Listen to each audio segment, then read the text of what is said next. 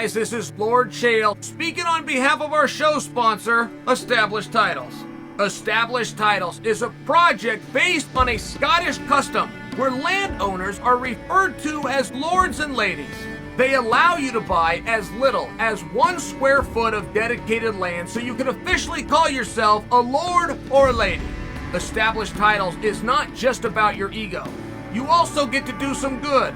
In addition to your new fancy title, Established Title supports global charities like One Tree Planet and Trees for the Future to help with the afforestation effort. Your title pack gets you at least 1 square foot of dedicated land in a private estate in Scotland. Your certificate features a unique plot number where you can see the exact location of your land.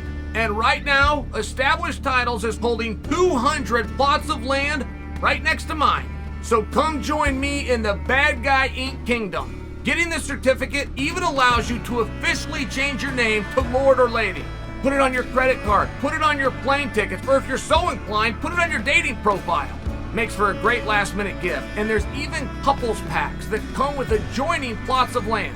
Established Titles is having a great limited-time sale. Go to establishedtitles.com/Chael to save 10% off today. Remember to use the promo code Chael, or just click on the link below.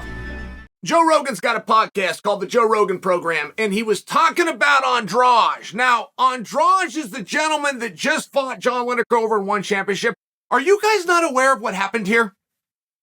I was reading in the comment section, and it was being brought to my attention that perhaps some of you aren't aware of what happened here. Go ahead and look it back up. Guys, this is one of the crazy endings of all time. Okay. Stay with me on this story. I assure you, you're going to be glad you did. Lineker's going to fight Andrade. Lineker's the champion. Now, Lineker was supposed to fight for a UFC championship on 3 separate occasions and missed weight 3 times in number 1 contenders bouts. All right, great. Lineker's over and won championship. He grabs the title. It's time to weigh in. He's going to defend against Andrade. 24-hour weigh-in, just like you see in the States. What does that mean? That means if they weigh in on Thursday, they're fighting on Friday. Okay, great. Lineker misses weight. Now, again, I'm going to repeat myself. Lineker shows up with the belt. He is the champion. Lineker misses weight. Lineker is instantly stripped. A similar, while not the exact same, scenario as Charles Oliveira and Justin Gaethje. And when the contest goes off, per the commission and the rules that oversee one, just like Gaethje's situation with Oliver, Gaethje can still become champion. However, if Oliveira wins, Oliveira does not get to leave with the belt. I've thrown a lot of names in 2 different jurisdictions and 2 different shows at you. Are you guys with me? So Andrade still is eligible as the contender to leave as the champion. If Lineker wins, title's vacant. Okay, you guys are with me. Listen to this sequence. This is what Joe was talking about over on the program. Joe was saying, so Andrade hurts Lineker. Hurts him badly with a liver shot. Now Lineker is wincing. He's in pain. He's on his feet. Right, Lineker's dog tough. He's trying to fight through this. A body shot is a very different pain, guys. I mean, if you get damage to the kidney, if you get hit in your liver can do what's called flip over. You can flip a guy's liver over.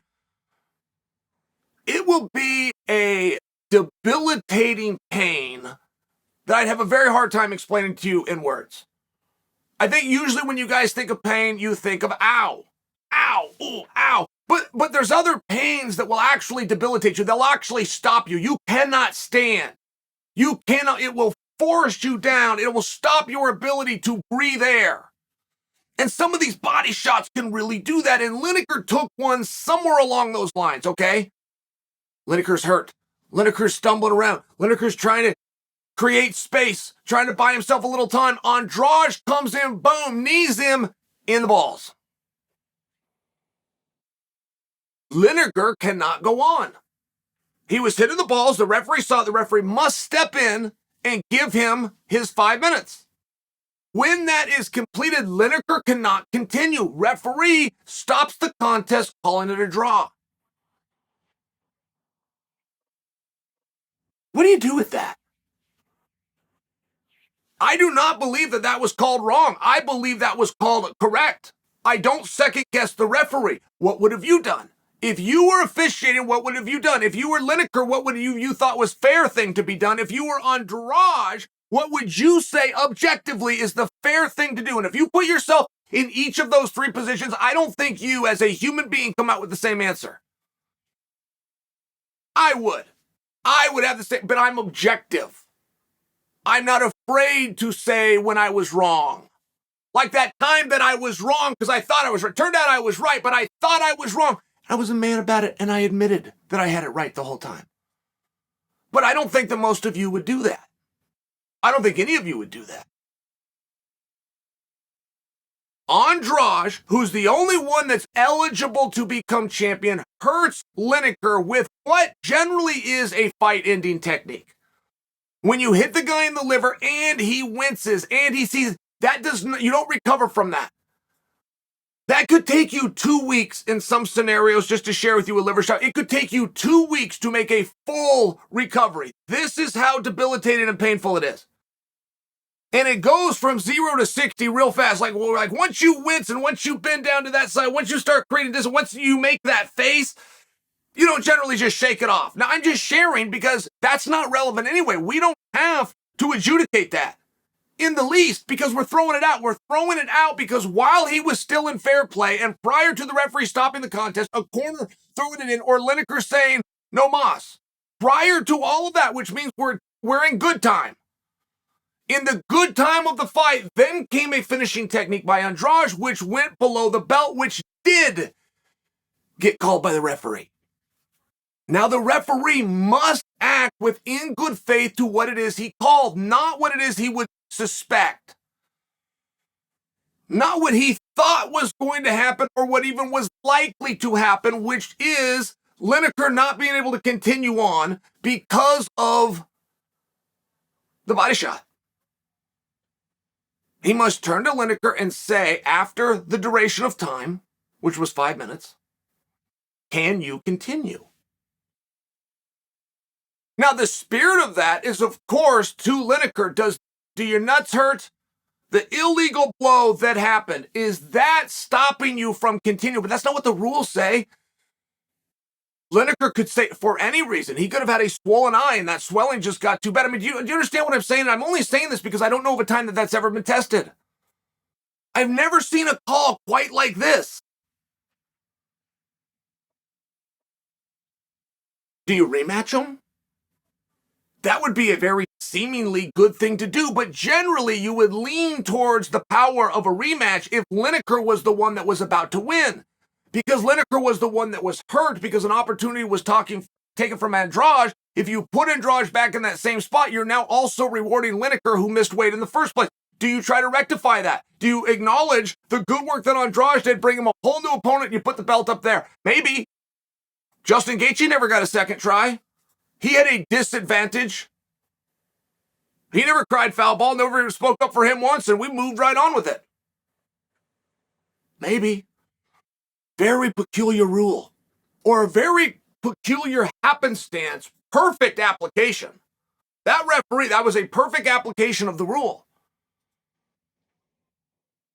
But when Joe talked about it, I saw some of the comments, and some of the comments I believe are fiction. I don't think that's fiction because you disagree and you think that the referee should have ignored the low blow and credited a body shot. I think you missed the match. That's why I'm bringing that to you. Just go back and take a look at it. It's an interesting spot. We had one in wrestling, guys. You want to know one of the strangest ones I've ever seen? We had a rule in wrestling. Can't bite. Now, that's not a new rule, right? That's been around forever. You can't bite the guy, of course. But what happens if you do? What happens if you do bite the guy?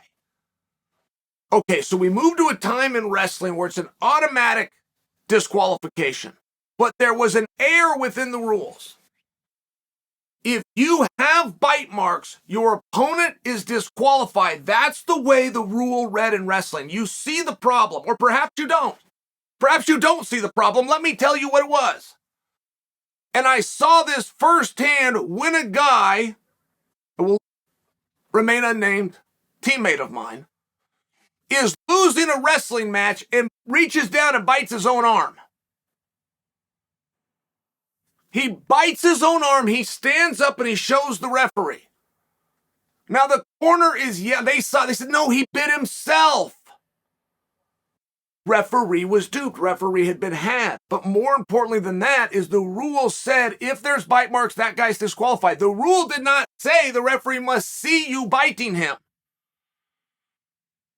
And moreover, it must leave a mark. Because there's moves in wrestling, one specifically called a crossface, where you will put your own arm in the guy's mouth. You on purpose, by your objection, your offensive objection, you will put your hand in his mouth. If your hand starts grinding his teeth and you go through his teeth and it gives you marks, that's not biting.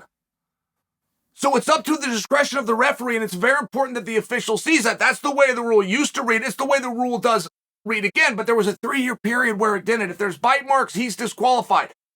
My teammate losing a match, bites himself, pops up, shows the referee, and got the other guy thrown out.